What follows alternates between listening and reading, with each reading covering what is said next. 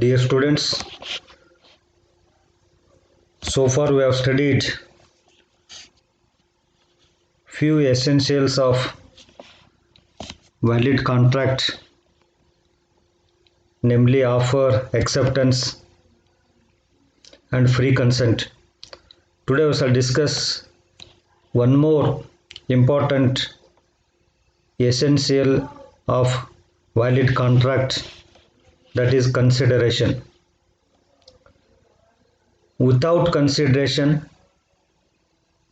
contract cannot be brought into force. It cannot be enforced. If at all the contract is to be enforced, there must be consideration. If there is no consideration, contract holds no value.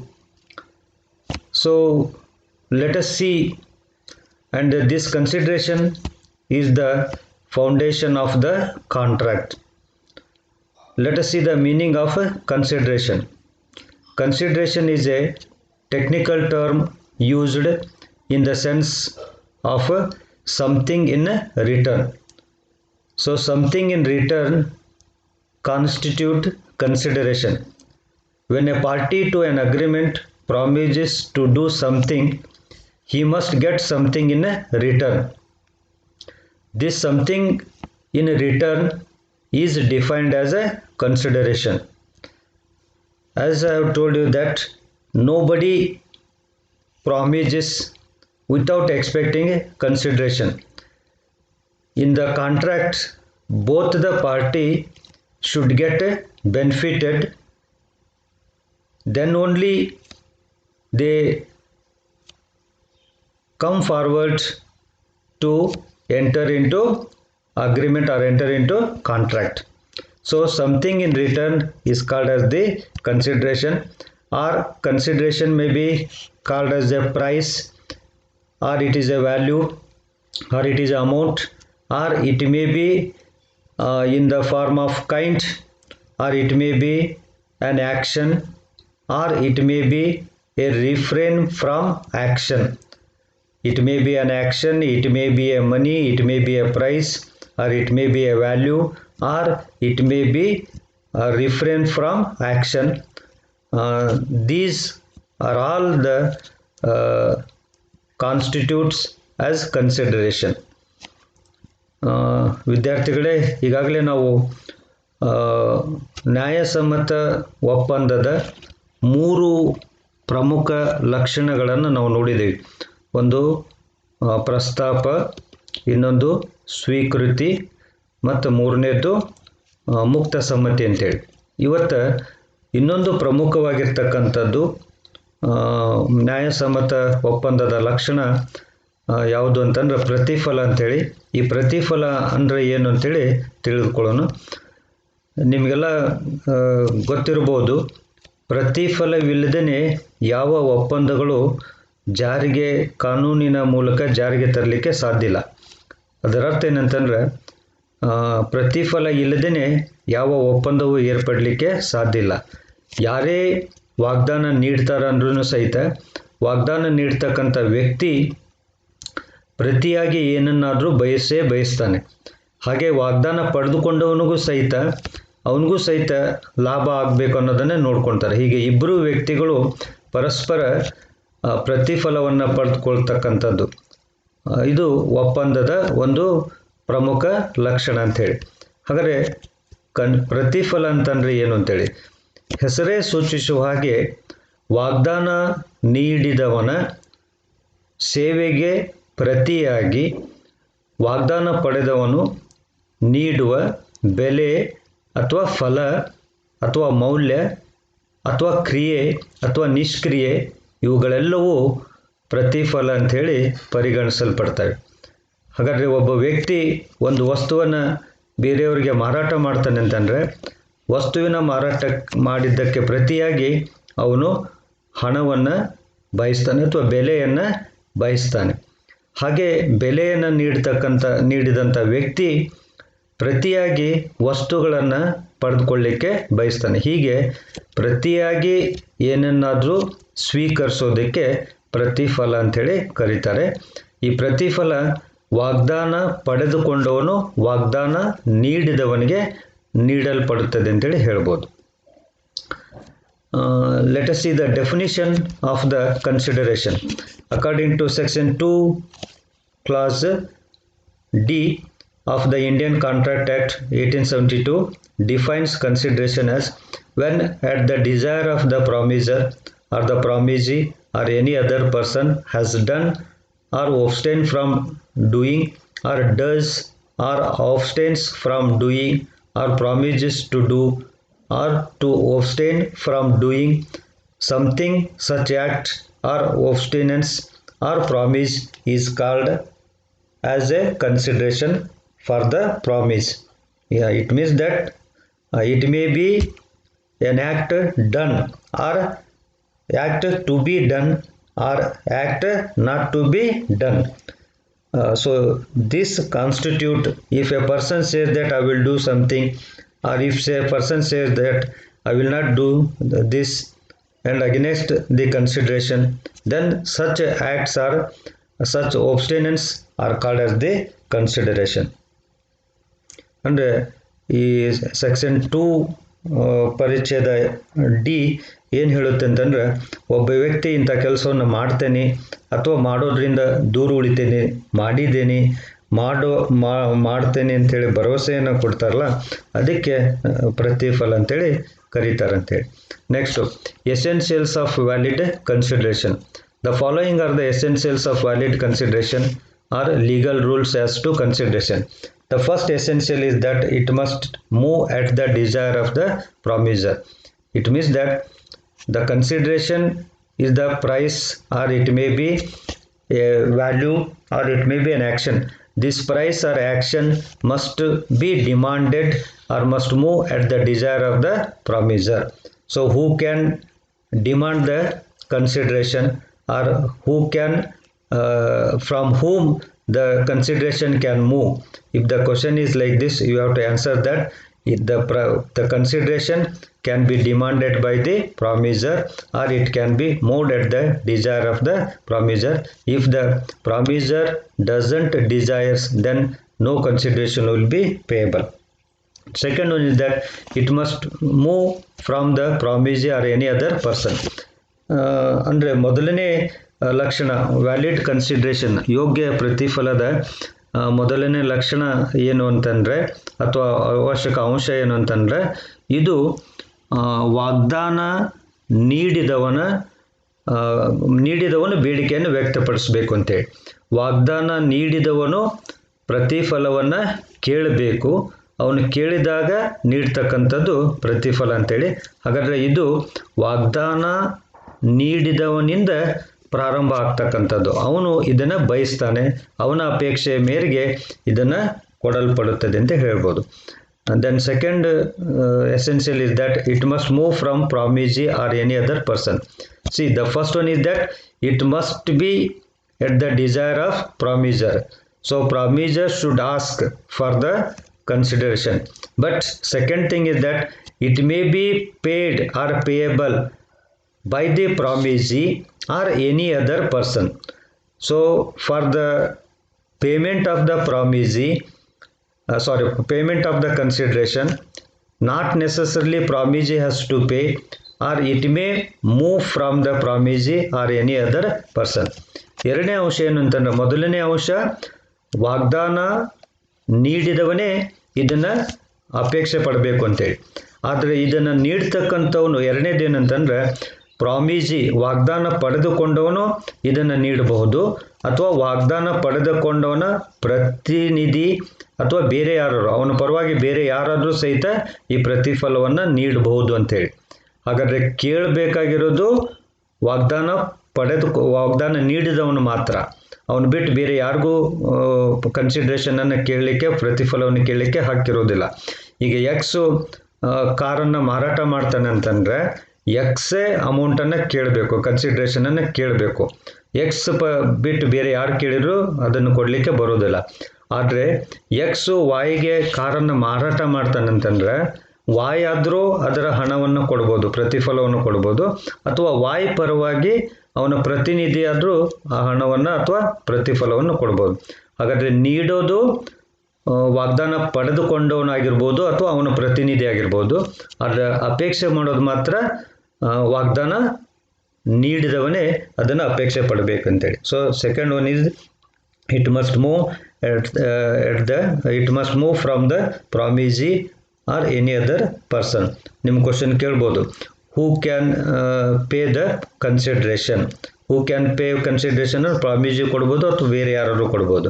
Who can demand ಅಂತಂದ್ರೆ ಪ್ರಾಮಿಜರ್ ಮಾತ್ರ ಕೊಡ್ಬೋದು ಅಂತೇಳಿ.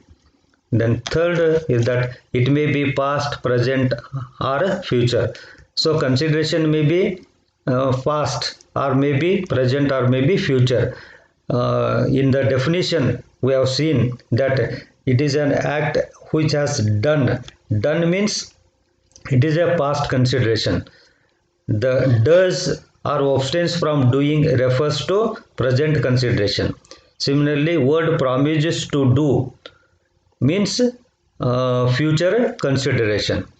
It means that if already person has done and the consideration is called as the past consideration. ಅಂದರೆ ಇದು ಕನ್ಸಿಡ್ರೇಷನ್ನು past consideration, ಈಗಾಗಲೇ ಆಗಿದಂಥದ್ದು ಇರ್ಬೋದು, ಅಥವಾ ಈ ವಾಸ್ತವವಾಗಿರ್ಬೋದು, ಅಥವಾ ಅದು ಪ್ರಸ್ತುತವಾಗಿರ್ಬೋದು, ಅಥವಾ ಅದು ಭಾವಿ ಆಗಿರ್ಬೋದು, ಅಥವಾ ಮುಂದೆ ಆಗ್ತಕ್ಕಂಥದ್ದಾಗಿರ್ಬೋದು. ಅಂದರೆ ಈಗಾಗಲೇ ಕೆಲಸ ಆಗಿದೆ, ಪೇಮೆಂಟ್ ಇನ್ನು ಕೊಡಬೇಕಾಗಿದೆ ಅಂತಂದರೆ ಅದು ಪಾಸ್ಟ್ ಕನ್ಸಿಡ್ರೇಷನ್.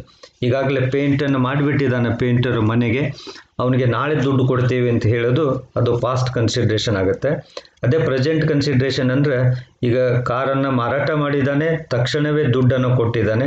ನೀವು ಮಾರ್ಕೆಟ್ಗೆ ಹೋಗ್ತೀರಿ, ಏನನ್ನಾದರೂ ಕೊಳ್ತೀರಿ, ದುಡ್ಡನ್ನು ಕೊಡ್ತೀರಿ. ಇದು ಪ್ರೆಸೆಂಟ್ ಕನ್ಸಿಡ್ರೇಷನ್ ಅಂತೇಳಿ, ಸದ್ಯ ಆಗ ಪ್ರಸ್ತುತವಾಗಿರ್ತಕ್ಕಂಥದ್ದು. ಅದೇ ರೀತಿ ಫ್ಯೂಚರ್ ಅಂತಂದರೆ ಕಾರನ್ನು ಮುಂದಿನ ತಿಂಗಳು ಮಾರ್ತೇನೆ ಅಂತ ಹೇಳ್ತಿದ್ದಾನೆ.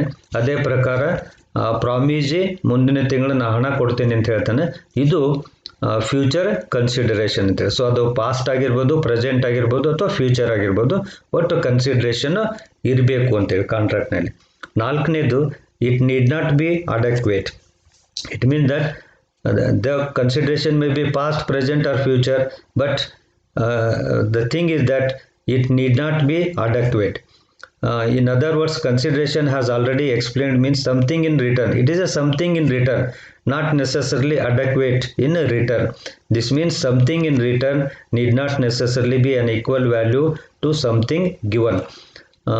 If the value of the car is 5 lakh, if X wants to sell 5 lakh rupees car for rupees 1 lakh voluntarily without force, then that 1 lakh itself is a consideration, though it is not adequate. The value of the car is 5 lakh, but he is selling it for 1 lakh. So 1 lakh is also sufficient, but there is a consideration. So it need not be adequate. ಅಂದರೆ ಇದು ಸಾಕಷ್ಟು ಇರಬೇಕಂತೇನಿಲ್ಲ, ಪ್ರತಿಫಲ ಸಾಕಷ್ಟು ಇರಬೇಕಂತೇನಿಲ್ಲ. ಅಂದರೆ ಪ್ರತಿಫಲ ಇರಬೇಕು, ಅದು present ಆಗಿರ್ಬೋದು, ಪಾಸ್ಟ್ ಆಗಿರ್ಬೋದು, ಫ್ಯೂಚರ್ ಆಗಿರ್ಬೋದು, ಒಟ್ಟು ಪ್ರತಿಫಲ ಇರಬೇಕು. ಅದಕ್ಕೆ ಹೇಳೋದು ಪ್ರತಿಫಲ ಅಂದರೆ ಸಮಥಿಂಗ್ ಇನ್ ರಿಟರ್ನ್ ಅಂತ ಹೇಳ್ತಾರಲ್ಲ. ಅಂದರೆ ಪ್ರತಿಯಾಗಿ ಸ್ವಲ್ಪ ಅಂಥೇಳಿ ಪ್ರತಿಯಾಗಿ ಕೊಡ್ತಕ್ಕಂಥದ್ದು. ಆ ಕೊಡ್ತಕ್ಕಂಥದ್ದು ಸಾಕಷ್ಟು ಇರ್ಬೋದು ಅಥವಾ ಕಡಿಮೆ ಇರ್ಬೋದು, ಸಾಕಷ್ಟು ಇರಬೇಕಂತೇನಿಲ್ಲ. ಅಂದರೆ ಉದಾಹರಣೆಗೆ ಒಂದು ಕಾರಿನ ಮೌಲ್ಯ 5 ಲಕ್ಷ ರೂಪಾಯಿ ಇದೆ ಅಂತಂದರೆ 5 ಲಕ್ಷ ರೂಪಾಯಿ ಕಾರನ್ನು ಸ್ವಂತ ಇಚ್ಛೆಯಿಂದ, ಸ್ವಸಂತೋಷದಿಂದ ಆ ಕಾರಿನ ಮಾಲೀಕ 1 ಲಕ್ಷ ರೂಪಾಯಿಗೆ ಮಾರ್ತಾ ಇದ್ದಾನೆ ಅಂತಂದರೆ ಅದು 1 ಲಕ್ಷ ರೂಪಾಯಿನೇ ಅದು ಯೋಗ್ಯವಾಗಿರ್ತಕ್ಕಂಥ ಪ್ರತಿಫಲ ಅಂತೇಳಿ ಕನ್ಸಿಡರ್ ಮಾಡ್ಬೋದು, ಅಥವಾ ಯೋಗ್ಯವಾಗಿರ್ತಕ್ಕಂಥ ಪ್ರತಿಫಲ ಅಂತೇಳಿ ನಾವು ಪರಿಗಣಿಸ್ತೇವೆ. ಹಾಗಾದರೆ ಅದರ ಅರ್ಥ ಏನಂತಂದರೆ 5 ಲಕ್ಷ ರೂಪಾಯಿ ಕಾರಿನ ವ್ಯಾಲ್ಯೂ ಪ್ರತಿಫಲ 5 ಲಕ್ಷನೇ ಇರಬೇಕಂತೇನಿಲ್ಲ.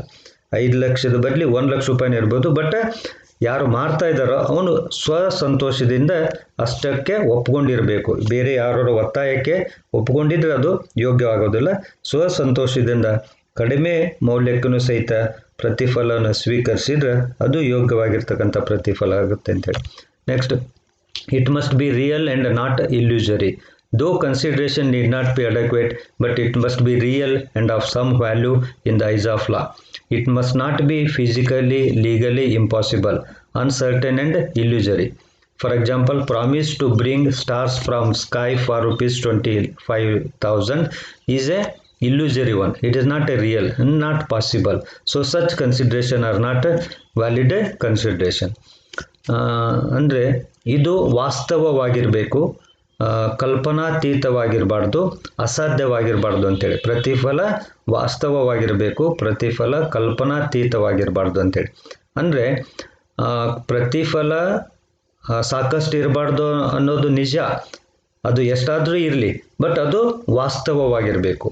ಅಂದರೆ ಅದು ಅಸಾಧ್ಯವಾಗಿರ್ತಕ್ಕಂಥದ್ದಾಗಿರಬಾರ್ದು ಅಥವಾ ಕಾಲ್ಪನಿಕವಾಗಿರಬಾರ್ದು. ಈ ಉದಾಹರಣೆಗೆ ಯಾರಾದರೂ ಒಂದು ಪ್ರಾಮಿಸ್ ಮಾಡ್ತಾರೆ, ನನಗೆ 25,000 ರೂಪಾಯಿ ಕೊಡ್ರಿ, ನಾನು ಆಕಾಶದಿಂದ ನಕ್ಷತ್ರಗಳನ್ನು ತರ್ತೇನೆ ಅಂತ ಹೇಳ್ತಾರೆ. ಇದು ಇಲ್ಲೂಸರಿ, ಇದು ಸಾಧ್ಯವಿಲ್ಲದೆ ಇರ್ತಕ್ಕಂಥದ್ದು. ಆಕಾಶದಿಂದ ನಕ್ಷತ್ರಗಳನ್ನು ತರಲಿಕ್ಕೆ ಸಾಧ್ಯ ಆಗೋದಿಲ್ಲ. ಸೊ ಇಂಥ ಒಂದು ಪ್ರಾಮಿಸು ಏನಿದೆಲ್ಲ, ಇಂಥ ಒಂದು ಕನ್ಸಿಡ್ರೇಷನ್ ಇಲ್ಲ, ಇದು ವ್ಯಾಲಿಡ್ ಕನ್ಸಿಡ್ರೇಷನ್ ಅಲ್ಲ ಅಂತೇಳಿ. ಇದು ಕಾಲ್ಪನಿಕವಾಗಿರ್ತಕ್ಕಂಥದ್ದು, ಅಸಾಧ್ಯವಾಗಿರ್ತಕ್ಕಂಥದ್ದು, ಹೀಗಿರಬಾರ್ದಂತೆ, ಇರಬೇಕು ಅಂತೇಳಿ. Next, it must not be illegal, immoral, not opposed to public policy. Though the consideration is given for an agreement, if it is unlawful, then the court will not allow an action on such a agreement. Example, promise to kidnap for rupees 20 lakh is a opposed to public policy, or it is not it is not legal, or it is not moral. So it is illegal, immoral, and opposed to public policy. Such consideration are not a valid consideration. ಅಂದರೆ ಇದು ಅಕ್ರಮವಾಗಿರಬಾರ್ದು, ಕಾನೂನು ಬಾಹಿರವಾಗಿರಬಾರ್ದು, ಅನೈತಿಕವಾಗಿರಬಾರ್ದು ಮತ್ತು ಸಾರ್ವಜನಿಕ ನೀತಿಗೆ ವಿರುದ್ಧವಾಗಿರಬಾರ್ದಂತೆ. ಈಗ ಉದಾಹರಣೆಗೆ 20 ಲಕ್ಷ ರೂಪಾಯಿ ಕೊಟ್ಟರೆ ನಾನು ಅವ್ರನ್ನ ಕಿಡ್ನ್ಯಾಪ್ ಮಾಡ್ತೀನಿ ಅಂತೇಳಿ ಏನು ಪ್ರಾಮಿಸ್ ಮಾಡೋದಿರ್ತಾವಲ್ಲ, ಇದು ಅನೈತಿಕವಾಗಿರ್ತಕ್ಕಂಥದ್ದು ಮತ್ತು ಅಕ್ರಮವಾಗಿರ್ತಕ್ಕಂಥದ್ದು ಮತ್ತು ಇದು ಸಾರ್ವಜನಿಕ ನೀತಿಗೆ ವಿರುದ್ಧವಾಗಿರ್ತಕ್ಕಂಥದ್ದು. ಇಂಥ ಕನ್ಸಿಡ್ರೇಷನು ಯೋಗ್ಯವಾಗಿರ್ತಕ್ಕಂಥ ಕನ್ಸಿಡ್ರೇಷನ್ ಅಲ್ಲ ಅಂತೇಳಿ. Then 7th one, it must be something the promisor is not already bound to do. It means that if a person is bound to do, for performing the duty which he is bound to do, if anything is to be paid, that payment is not considered as a consideration. A promise to do what one is already bound to do, either by general law or under an existing contract, is not a good consideration. Example, a promise to perform a public duty by a public servant is not a consideration. ಅಂದರೆ ಈಗಾಗಲೇ ವ್ಯಕ್ತಿ ತನ್ನ ಕಾರ್ಯವನ್ನು ಮಾಡಬೇಕಾಗಿದೆ, ತಾನು ಮಾಡ್ತಕ್ಕಂಥ ಕಾರ್ಯಕ್ಕೆ ಯಾವುದೇ ಪ್ರತಿಫಲವನ್ನು ಅಪೇಕ್ಷೆ ಮಾಡುವ ಹಾಗಿಲ್ಲ ಅಥವಾ ಪ್ರತಿಫಲವನ್ನು ನೀಡುವ ಹಾಗಿಲ್ಲ ಅಂತೇಳಿ. ಉದಾಹರಣೆಗೆ ಒಬ್ಬ ಪಬ್ಲಿಕ್ ಸರ್ವೆಂಟು ತನ್ನ ಕೆಲಸ ಮಾಡಬೇಕಾಗಿದ್ದಿಲ್ಲ, ಆ ಮಾಡ್ತಕ್ಕಂಥ ಕೆಲಸಕ್ಕೆ ಅವನು ಯಾವುದೇ ಪ್ರತಿಫಲವನ್ನು ಅಪೇಕ್ಷೆ ಪಡೋದಿಲ್ಲ. ಯಾಕಂದರೆ ಅವ್ನಿಗೆ ಆಲ್ರೆಡಿ ಸ್ಯಾಲ್ರಿ ಬರ್ತಾಯಿದೆ, ಸಂಬಳ ಬರ್ತಾಯಿದೆ, ಅವನ ಕೆಲಸನ ಅದು. ಅವನು ಮಾಡ್ತಕ್ಕಂಥ ಕೆಲಸಕ್ಕೆ ಮತ್ತೆ ಪ್ರತಿಯಾಗಿ ಏನನ್ನು ನೀಡಬೇಕಾಗಿಲ್ಲ ಅಂತೇಳಿ. And then it may be an act, abstinence, forbearance or a return promise. Thus it may be noted that the following are good consideration for contract. Forbearance to sue. It means away from suing. If a person promises that I will not sue you, I will not file a suit on you, then it is a good promise. Or compromise of a disputed claim. If there is a claim which is in disputed, if it is compromised, then that compromise of a disputed claim is also considered as a valid consideration. ಅಂದರೆ ಈಗ ಒಬ್ಬ ವ್ಯಕ್ತಿ ನಾನು ದಾವೆ ಹೂಡೋದಿಲ್ಲ ಅಂತ ಹೇಳ್ತಕ್ಕಂಥದ್ದು, ವರ್ಜಿಸೋದು, ದಾವೆ ಹೂಡೋದಿಲ್ಲ ಅಂತೇಳಿ ವಾಗ್ದಾನ ಕೊಡ್ತಕ್ಕಂಥದ್ದು, ಅಥವಾ ಈಗಾಗಲೇ ಜಗಳದಲ್ಲಿರ್ತಕ್ಕಂಥ ಒಂದು ವ್ಯಾಜ್ಯವನ್ನು ಕಾಂಪ್ರಮೈಸ್ ಮಾಡ್ಕೊಳ್ತಕ್ಕಂಥದ್ದು, ಇವೆಲ್ಲ ಸಹಿತ ವ್ಯಾಲಿಡ್ ಕನ್ಸಿಡರೇಷನ್ ಆಗ್ತವೆ ಅಂತೇಳಿ ಹೇಳ್ಬೋದು. Then let us see, there is one statement, no consideration, no contract. This is a statement, no consideration, no contract. ಅಂದರೆ ಪ್ರತಿಫಲ ಇಲ್ಲದೆ ಯಾವ ಒಪ್ಪಂದಗಳು ಇಲ್ಲ ಅಂಥೇಳಿ. But there are some exceptions to this rule. The general rule is that the agreement made without consideration is void. In the following cases, the agreement, though made without consideration, will be a valid and enforceable according to section 25 and 185 are as follows. ಅಂದರೆ ಪ್ರತಿಫಲ ಇಲ್ಲದೆ ಯಾವ ಒಪ್ಪಂದಗಳಿಲ್ಲ. ಪ್ರತಿಫಲ ಇಲ್ಲದೆ ಮಾಡಿಕೊಂಡಂಥ ಒಪ್ಪಂದಗಳು ಊರ್ಜಿತವಾಗಿರದೇ ಇರತಕ್ಕಂಥದ್ದು, ಅನೂರ್ಜಿತಗೊಳಿಸಲ್ಪಡ್ತಕ್ಕಂಥ ಒಪ್ಪಂದಗಳಾಗ್ತವೆ. ಆದರೆ ಕೆಲವೊಂದು ಒಪ್ಪಂದಗಳು ಪ್ರತಿಫಲ ಇಲ್ಲದೆ ಇದ್ರೂ ಸಹಿತ ಅವುಗಳನ್ನು ಯೋಗ್ಯ ಒಪ್ಪಂದಗಳಂತೇಳಿ ಪರಿಗಣಿಸ್ತಾರೆ. ಕೆಲವೊಂದು ಈ ಒಂದು ಸ್ಟೇಟ್ಮೆಂಟ್ಗೆ ಪ್ರತಿಫಲ ಇಲ್ಲದೆ ಯಾವ ಒಪ್ಪಂದಗಳು ಇಲ್ಲ ಅಂತಕ್ಕಂಥ ಒಂದು ಸ್ಟೇಟ್ಮೆಂಟ್ಗೆ ಕೆಲವೊಂದು ಅಪವಾದಗಳಿದ್ದಾವೆ. ಅವು ಯಾವ ಅನ್ನೋದನ್ನು ನೋಡೋಣ. First one is natural love and affection. A contract made by natural love and affection. An agreement made without consideration is valid if it is made out of natural love and affection. Such agreements are enforceable. If the agreement is made in writing and registered, agreement must be made between the parties standing in near relations to each other, that is father and children, and there must be natural love and affection between the parties.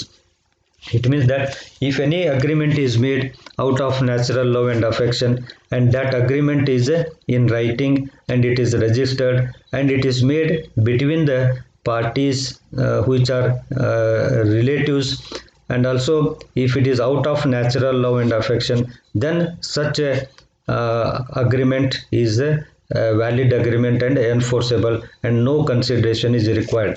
So there are conditions to apply for this point, that is natural. The agreement must be out of natural love and affection. Where we will find the natural love and affection? Between the relatives, that is father and children. If a father says that I will pay 10,000 rupees to the son, and then this promise holds good, father gets nothing, but he has agreed to pay 10,000 rupees to children out of natural love and affection. When it is in writing, when it is registered, then father is bound to pay. If the father fails to pay, then the children can sue on the father. ಅಂದರೆ ಸ್ವಾಭಾವಿಕ ಪ್ರೀತಿ ಮತ್ತು ಒಲುಮೆಗಳಿಂದ ಸೃಷ್ಟಿಯಾದಂಥ ಒಪ್ಪಂದಗಳೇನಿದಾವಲ್ಲ, ಅವುಗಳಿಗೆ ಪ್ರತಿಫಲದ ಅವಶ್ಯಕತೆ ಇರುವುದಿಲ್ಲ. ಈಗ ಇವೆಲ್ಲ ಸ್ವಾಭಾವಿಕ ಪ್ರೀತಿ ಮತ್ತು ಒಲುಮೆ ಆಗಿರಬೇಕು, ಮತ್ತು ಈ ರೀತಿಯಾದಂಥ ಒಪ್ಪಂದಗಳು ಲಿಖಿತ ರೂಪದಲ್ಲಿರಬೇಕು ಮತ್ತು ನೋಂದಾಯಿಸಲ್ಪಟ್ಕೊಂಡಿರಬೇಕು. ಮತ್ತು ಈ ರೀತಿಯಾದಂಥ ಒಪ್ಪಂದಗಳು ಸಂಬಂಧಿಕರಲ್ಲಿ ಆಗ್ತಕ್ಕಂಥ ಒಪ್ಪಂದಗಳಾಗಿರ್ತವೆ, ಮತ್ತು ಇವುಗಳು ಸ್ವಾಭಾವಿಕ ಪ್ರೀತಿ ಮತ್ತು ಒಲುಮೆಯಿಂದ ಸೃಷ್ಟಿಯಾಗಿರ್ತವೆ ಅಂತೇಳಿ. ಉದಾಹರಣೆಗೆ, ತಂದೆ ಮಗನಿಗೆ 10,000 ರೂಪಾಯಿ ಕೊಡ್ತೇನೆ ಅನ್ನೋದು, ಅಥವಾ 1,00,000 ರೂಪಾಯಿ ಕೊಡ್ತೇನೆ ಅಂತಕ್ಕಂಥದ್ದು, ಇದು ಪ್ರೀತಿಯ ದ್ಯೋತಕವಾಗಿದೆ ಅಥವಾ ಒಲುಮೆಯ ದ್ಯೋತಕವಾಗಿದೆ. ಹೀಗೆ ಇದು ಒಂದು ಲಿಖಿತ ರೂಪದಲ್ಲಿ ಬರೆದು ಕೊಟ್ಟಾಗ ಅಥವಾ ಇದು ನೋಂದಣಿ ಆಗಿದಾಗ ಅಲ್ಲಿ ತಂದೆ ಮಗನಿಗೆ ಮಕ್ಕಳಿಗೆ ಹಣವನ್ನು ಕೊಡಬೇಕಾಗ್ತೈತಿ. ಒಂದು ವೇಳೆ ಕೊಡದೇ ಇದ್ದರೆ ಮಕ್ಕಳು ಅವ್ರ ಮೇಲೆ ದಾವೆಯನ್ನು ಹೂಡ್ಬೋದು. ಒಂದು ವೇಳೆ ರೈಟಿಂಗ್ನಲ್ಲಿ ಇರಬೇಕು ಮತ್ತು ನೋಂದಾಯಿಸಲ್ಪಟ್ಕೊಂಡಿರ್ಬೇಕು ಈ ರೀತಿಯ ವಾಗ್ದಾನ. ಸೊ ಈ ರೀತಿ ಪ್ರೀತಿ ಮತ್ತು ಒಲುಮೆಯಿಂದ ಸೃಷ್ಟಿಯಾದಂಥ ಒಪ್ಪಂದಗಳಲ್ಲಿ ಪ್ರತಿಫಲದ ಅವಶ್ಯಕತೆ ಇರೋದಿಲ್ಲ. ಅಂದರೆ ಈಗ ಫಾದರು 1,00,000 ರೂಪಾಯಿ ಮಗನಿಗೆ ಕೊಡ್ತೇನೆ ಅಂದರೆ ಫಾದರ್ಗೆ ಏನು ಬೆನಿಫಿಟ್ ಇರೋದಿಲ್ಲ, ಆದರೂ ಅವನು ಕೊಡ್ತೇನೆ ಅಂತಕ್ಕಂಥದ್ದು ಮತ್ತು ಪ್ರೀತಿ ಮತ್ತು ಒಲುಮೆಯ ದ್ಯೋತಕವಾಗಿ ಹೇಳಿರ್ತಾನೆ. ಹಾಗಾಗಿ ಇದನ್ನು ಯೋಗ್ಯವಾಗಿರ್ತಕ್ಕಂಥ ಒಪ್ಪಂದ ಅಂತೇಳಿ ನಾವು ಕನ್ಸಿಡರ್ ಮಾಡ್ತೇವೆ. ದೆನ್ ಎರಡನೇದು, compensation for past voluntary services. A promise made without consideration is valid if a person who has already voluntarily done something for the promiser is enforceable even though without consideration. It means ಅಂದರೆ ಈಗಾಗಲೇ ಸ್ವ ಇಚ್ಛೆಯಿಂದ ನೀವು ಹಿಂದೆ ಮಾಡಿದಂಥ ಸೇವೆ ಇದೆಯಲ್ಲ, ಹಿಂದೆ ಮಾಡಿದಂಥ ಸೇವೆಗೆ ಪ್ರತಿಯಾಗಿ ಏನನ್ನಾದರೂ ನೀಡ್ತೇವೆ ಅಂತೇಳಿ ವಾಗ್ದಾನವನ್ನು ಮಾಡಿದರೆ ಅದು ಯೋಗ್ಯವಾಗಿರ್ತಕ್ಕಂಥ ಒಪ್ಪಂದ ಆಗ್ತೈತೆ ಅಂತ ಹೇಳ್ಬೋದು. ವಾಲಂಟರಿ ಸರ್ವಿಸಸ್ ಮಾಡಿದ್ದೇವೆ, ಅದಕ್ಕೆ ಪ್ರತಿಯಾಗಿ ಏನನ್ನಾದರೂ ಕೊಡ್ತೇನೆ ಅಂತೇಳಿ ವಾಗ್ದಾನ ಮಾಡಿದರೆ ಅದು ಯೋಗ್ಯವಾಗಿರ್ತಕ್ಕಂಥ ಒಪ್ಪಂದ ಆಗ್ತೈತೆ ಅಂತ ಹೇಳ್ಬೋದು. Promise to pay time barred debt. ಅವಧಿ ಮೀರಿದ ಸಾಲಗಳನ್ನು ಕೊಡ್ತೇನೆ ಅಂತಕ್ಕಂಥ ವಾಗ್ದಾನವನ್ನು ಸಾಲಗಾರ ನೀಡಿದರೆ ಅದು ಯೋಗ್ಯವಾಗಿರ್ತಕ್ಕಂಥ ಒಪ್ಪಂದ ಆಗುತ್ತೆ. ಅಲ್ಲಿಯೂ ಸಹಿತ ಪ್ರತಿಫಲದ ಅವಶ್ಯಕತೆ ಇರೋದಿಲ್ಲ. An agreement to pay a time-barred debt is enforceable if the following conditions are satisfied. That is, debt is time-barred debt. ಅದು ಅವಧಿ ಮೀರಿರಬೇಕು. Debtor promises to pay the time-barred debt. ಮತ್ತು ಸಾಲಗಾರ ಅದನ್ನು ನೀಡ್ತೇನೆ ಅಂತ ಹೇಳಬೇಕು. Promise is made in writing. ಇದು ಲಿಖಿತ ರೂಪದಲ್ಲಿರಬೇಕು. ಮತ್ತು promise is signed by the debtor. ಅದನ್ನು ಸಾಲಗಾರ ಸಹಿ ಮಾಡಿ ಕೊಟ್ಟಿರಬೇಕು. ಸಾಲಗಾರನೇ ನಾನು ಅವಧಿ ಮೀರಿದ ಸಾಲವನ್ನು ಕೊಡ್ತೀನಿ ಅಂಥೇಳಿ ಲಿಖಿತ ರೂಪದಲ್ಲಿ ಸಹಿ ಮಾಡಿ ನೀಡಿದಾಗ ಅದು ಸಹಿತ ಯೋಗ್ಯವಾಗಿರ್ತಕ್ಕಂಥ ಒಪ್ಪಂದ ಆಗ್ತೈತಿ. ಇಲ್ಲೂ ಸಹಿತ ಪ್ರತಿಫಲದ ಅವಶ್ಯಕತೆ ಇರೋದಿಲ್ಲ ಅಂತೇಳಿ. Then completed a gift. The rule no consideration no contract does not apply to completed gift. According to section 1 to 25 states, nothing in section 25 shall affect the validity as between the donor and donee of any gift actually completed. ಈಗ completed gift ನೀಡ್ತೀವಲ್ಲ, ಪೂರ್ಣವಾಗಿರ್ತಕ್ಕಂಥ ಕಾಣಿಕೆಗಳು, ನಾವು ಕಾಣಿಕೆಗಳನ್ನು ನೀಡಲಿಕ್ಕೆ ಏನಾದರೂ promise ಮಾಡಿದರೆ ಅದು ಸಹಿತ ಯೋಗ್ಯವಾಗಿರ್ತಕ್ಕಂಥ ಒಪ್ಪಂದ ಆಗ್ತೈತಿ. ಈಗ ನೀವೆಲ್ಲ ಮದುವೆಗೆ ಹೋಗ್ತೀರಿ, ಮದುವೆಗೆ ಹೋಗಿ ಗಿಫ್ಟನ್ನು ಕೊಡ್ತೀರಿ, ಗಿಫ್ಟ್ ಕೊಡ್ತೀರಿ, ನೀವೇನು ಗಿಫ್ಟ್ ಕೊಡ್ತಿಲ್ಲ ಅದಕ್ಕೆ ಪ್ರತಿಯಾಗಿ ನೀವೇನನ್ನು ಪಡೆದುಕೊಳ್ಳೋದಿಲ್ಲ. ಆದರೂ ಸಹಿತ ನೀವು ಕೊಡ್ತಕ್ಕಂಥ ಗಿಫ್ಟ್ನ ಭರವಸೆ ಏನಿದೆಯಲ್ಲ ಅದು ಯೋಗ್ಯವಾಗಿರ್ತಕ್ಕಂಥದ್ದಾಗ್ತೈತಿ ಅಂತೇಳಿ ಹೇಳ್ಬೋದು. Then agency. According to section 185 no consideration is necessary to create an agency. ಅಂದರೆ ಪ್ರತಿನಿಧಿ ಒಪ್ಪಂದವನ್ನು ಏರ್ಪಡಿಸುವಾಗಲೂ ಸಹಿತ ಯಾವುದೇ ರೀತಿಯ ಪ್ರತಿಫಲದ ಅವಶ್ಯಕತೆ ಇಲ್ಲ ಅಂತೇಳಿ ಹೇಳ್ಬೋದು.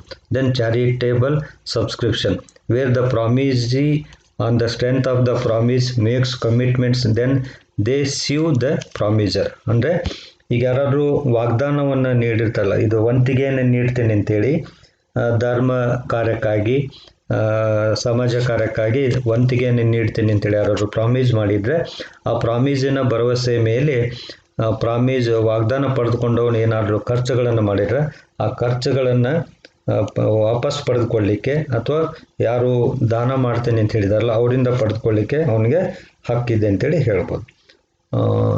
So these are all the exceptions to the rule no consideration no contract ಅಂತೇಳಿ.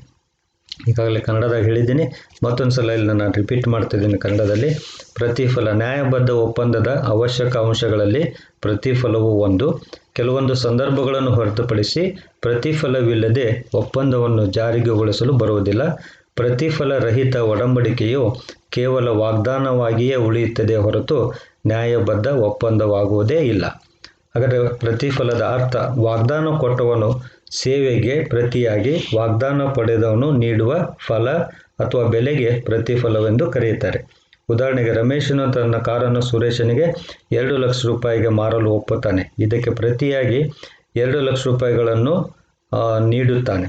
ಇಲ್ಲಿ ಸುರೇಶನು ರಮೇಶನಿಗೆ ನೀಡುವ 2 ಲಕ್ಷ ರೂಪಾಯಿ ಪ್ರತಿಫಲವೆಂದು ಪರಿಗಣಿಸಲಾಗುತ್ತದೆ. ಹಾಗೆಯೇ ರಮೇಶನಿಗೆ 2 ಲಕ್ಷ ರೂಪಾಯಿ ದೊರೆಯುತ್ತೆ, ಇದು ರಮೇಶನಿಗೆ ಪ್ರತಿಫಲ. ಸುರೇಶನಿಗೆ ಕಾರು ಸಿಗುತ್ತೆ, ಅದು ಸುರೇಶನಿಗೆ ಪ್ರತಿಫಲ ಅಂತೇಳಿ ಹೇಳ್ಬೋದು. ದೆನ್ ಪರಿಚಯ, ಇದು ಕನ್ಸಿಡರೇಷನ್ ಅಂಡ್ ವ್ಯಾಖ್ಯ.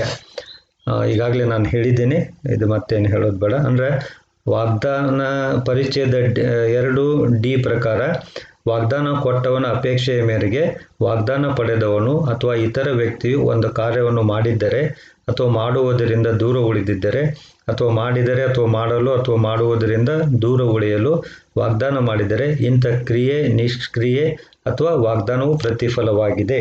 ಅಂದರೆ ವಾಗ್ದಾನ ಹಣದ ರೂಪದಲ್ಲೇ ಇರಬೇಕಂತೇನಿಲ್ಲ, ಅದು ಒಂದು ಕ್ರಿಯೆ ಆಗಿರ್ಬೋದು ಅಥವಾ ನಿಷ್ಕ್ರಿಯೆ ಆಗಿರ್ಬೋದು, ಇವೆಲ್ಲವೂ ಸಹಿತ ಪ್ರತಿಫಲ ಅಂಥೇಳಿ ವ್ಯಾಖ್ಯಾನಿಸಲ್ಪಡುತ್ತದೆ.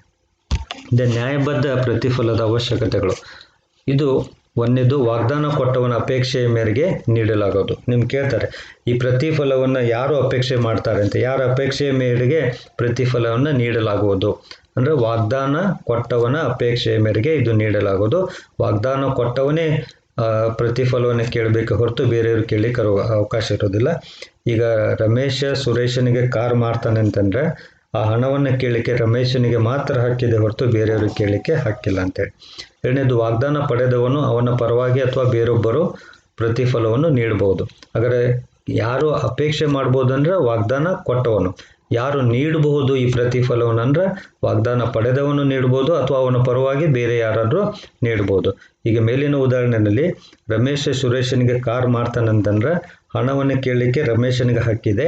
ಅದು ಹಣವನ್ನು ನೀಡಲಿಕ್ಕೆ ಸುರೇಶ್ ಕೊಡ್ಬೋದು ಅಥವಾ ಸುರೇಶನ ಪರವಾಗಿ ಬೇರೆ ಯಾರಾದರೂ ಹಣವನ್ನು ನೀಡಬಹುದು. ನೆಕ್ಸ್ಟ್, ಪ್ರತಿಫಲವು ಹಿಂದೆ ಆಗಿ ಹೋದದ್ದು, ಪ್ರಸ್ತುತವಾದದ್ದು ಅಥವಾ ಮುಂದೆ ಆಗಬಹುದದ್ದು ಇರಬಹುದು. ಪ್ರತಿಫಲವು ಒಪ್ಪಂದ ಪಟ್ಟಾಗಲೇ ನೀಡಬೇಕೆಂದೇನಿಲ್ಲ. ಮನೆಗೆ ಬಣ್ಣ ಹಚ್ಚಲು ಒಪ್ಪಂದ ಮಾಡಿಕೊಂಡು ಬಣ್ಣ ಹಚ್ಚಿದ ತಕ್ಷಣವೇ ಪ್ರತಿಫಲ ನೀಡಿದರೆ ಅದು ಪ್ರಸ್ತುತ ಪ್ರತಿಫಲವಾಗುತ್ತದೆ. ಈಗಾಗಲೇ ಬಣ್ಣ ಹಚ್ಚಿದ್ದಕ್ಕೆ ನಂತರ ನೀಡುವುದಾಗಿ ಹೇಳಿದರೆ ಅದು ಹಿಂದೆ ಆಗಿ ಹೋದ ಪ್ರತಿಫಲವಾಗುತ್ತದೆ. ಮತ್ತು ಬಣ್ಣ ಹಚ್ಚುವ ಕಾರ್ಯವನ್ನು ಮುಂಬರುವ ದಿನಗಳಲ್ಲಿ ನಿರ್ವಹಿಸಲು ಒಪ್ಪಿಕೊಂಡಾಗ ಪ್ರತಿಯಾಗಿ ಮನೆಯ ಮಾಲೀಕನು ಮುಂಬರುವ ದಿನಗಳಲ್ಲಿ ಪ್ರತಿಫಲವನ್ನು ನೀಡುವುದಾಗಿ ಹೇಳಿದಾಗ ಅದು ಮುಂದೆ ಆಗಬಹುದಾದ ಪ್ರತಿಫಲವಾಗುತ್ತದೆ. ಪ್ರತಿಫಲದ ಮೌಲ್ಯವು ಸಾಕಷ್ಟಿರಬೇಕಿಲ್ಲ.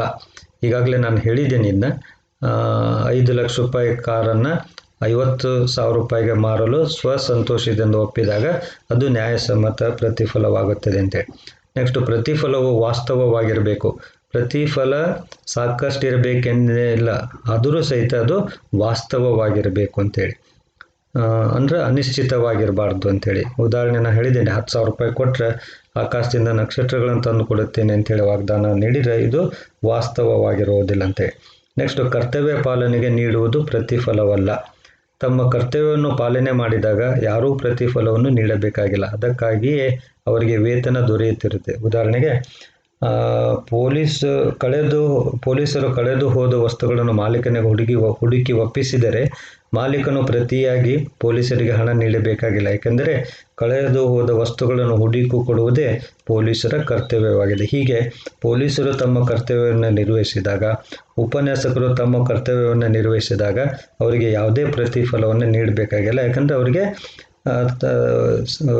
ಸಂಬಳ ನೀಡಲ್ಪಡುತ್ತದೆ, ಅದಕ್ಕೆ ಮತ್ತೆ ಬೇರೆ ಪ್ರತಿಫಲವನ್ನು ನೀಡಬೇಕಾಗಿಲ್ಲ ಅಂತೆ. ನೆಕ್ಸ್ಟ್, ಪ್ರತಿಫಲವಿಲ್ಲದೆ ಒಪ್ಪಂದವಿಲ್ಲ ಅನ್ನೋದಕ್ಕೆ ಅಪವಾದಗಳು. ಈಗಾಗಲೇ ನಾನು ಹೇಳಿದ್ದೇನೆ, ಪ್ರತಿಫಲವಿಲ್ಲದೆ ಒಪ್ಪಂದಗಳು ಇಲ್ಲ ಅಂಥೇಳಿ. ಆದರೆ ಕೆಲವೊಂದು ಒಪ್ಪಂದಗಳು ಪ್ರತಿಫಲವಿಲ್ಲದೇ ಯೋಗ್ಯವಾಗಿರ್ತಕ್ಕಂಥ ಒಪ್ಪಂದಗಳಾಗ್ತವೆ. ಆ ರೀತಿಯಾದಂಥ ಈ ಒಂದು ಸ್ಟೇಟ್ಮೆಂಟಿಗೆ ಪ್ರತಿಫಲವಿಲ್ಲದೆ ಒಪ್ಪಂದವಿಲ್ಲ ಅನ್ನೋದಕ್ಕೆ ಕೆಲವೊಂದು ಅಪವಾದಗಳಿದ್ದಾವೆ. ಅವು ಯಾವುದಂದ್ರೆ, ಸ್ವಾಭಾವಿಕವಾದ ಪ್ರೀತಿ ಒಲುಮೆಗಳಿಂದ ಮಾಡಿಕೊಂಡ ಒಪ್ಪಂದ. ಸಮೀಪದ ಸಂಬಂಧದಿಂದ ಉಂಟಾದ ಒಪ್ಪಂದಗಳು ಸ್ವಾಭಾವಿಕವಾದ ಪ್ರೀತಿ ಒಲುಮೆಗಳಿಂದ ಕೂಡಿರುತ್ತವೆ. ಇಂಥ ಒಪ್ಪಂದಗಳಿಗೆ ಪ್ರತಿಫಲದ ಅವಶ್ಯಕತೆ ಇರುವುದಿಲ್ಲ. ತಂದೆ ಮಗನಿಗೆ 10,000 ರೂಪಾಯಿ ಕೊಡುತ್ತೇನೆ ಎಂದು ವಾಗ್ದಾನ ನೀಡುವುದು, ಆದರೆ ಈ ಒಪ್ಪಂದಗಳು ಲಿಖಿತ ರೂಪದಲ್ಲಿ ಇದ್ದು ನೋಂದಾಯಿಸಲ್ಪಟ್ಟಿರಬೇಕು. ಸ್ವಸಂತೋಷದಿಂದ ಮಾಡಿದ ಸೇವೆಗೆ ಪರಿಹಾರ ನೀಡುವ ಒಡಂಬಡಿಕೆ. ಸೇವೆಯನ್ನು ಯಾಚಿಸದೇ ಇದ್ದರೂ ಸ್ವಪ್ರೇರಣೆಯಿಂದ ಮಾಡಿದ ಸೇವೆಗೆ ಪರಿಹಾರ ನೀಡಲು ಮಾಡಿಕೊಂಡ ಒಪ್ಪಂದಕ್ಕೆ ಪ್ರತಿಫಲದ ಅವಶ್ಯಕತೆ ಇರುವುದಿಲ್ಲ. ಉದಾಹರಣೆಗೆ, ಮುಳುಗುತ್ತಿರುವ ವ್ಯಕ್ತಿಯನ್ನು ಬದುಕಿಸಿದಾಗ ಅಥವಾ ಬೆಂಕಿ ಹತ್ತಿದಾಗ ಅದನ್ನು ಆರಿಸಲು ಸಹಾಯ ಮಾಡಿದಾಗ ಈ ರೀತಿ ಸಹಾಯವನ್ನು ಪಡೆದ ವ್ಯಕ್ತಿ ಸಹಾಯ ಮಾಡಿದವನಿಗೆ ಬಹುಮಾನ ರೂಪದಲ್ಲಿ ಹಣ ನೀಡಲು ಒಪ್ಪಿಕೊಂಡರೆ ಇಂತಹ ಒಪ್ಪಂದಗಳಿಗೆ ಪ್ರತಿಫಲದ ಅವಶ್ಯಕತೆ ಇರುವುದಿಲ್ಲ. ಮುದ್ದತ್ತು ಅಥವಾ ಅವಧಿ ಮೀರಿದ ಸಾಲವನ್ನು ತೀರಿಸುವ ಒಡಂಬಡಿಕೆ. ಅವಧಿ ಮೀರಿದ ಸಾಲವನ್ನು ಭಾಗಶಃ ಅಥವಾ ಪೂರ್ತಿ ತೀರಿಸುತ್ತೇನೆಂದು ಸಾಲಗಾರನು ಬರಹ ರೂಪದಲ್ಲಿ ಕೊಟ್ಟ ಒಪ್ಪಿಗೆಯು ಪ್ರತಿಫಲ ರಹಿತವಾಗಿದ್ದರೂ ನ್ಯಾಯಸಮ್ಮತವಾಗುತ್ತದೆ. ಈಗಾಗಲೇ ಸಾಲ ಕೊಡಬೇಕಾಗಿದೆ, ಸಾಲ ತೀರಿಸೋ ಅವಧಿ ಮುಗಿದು ಹೋಗಿದೆ.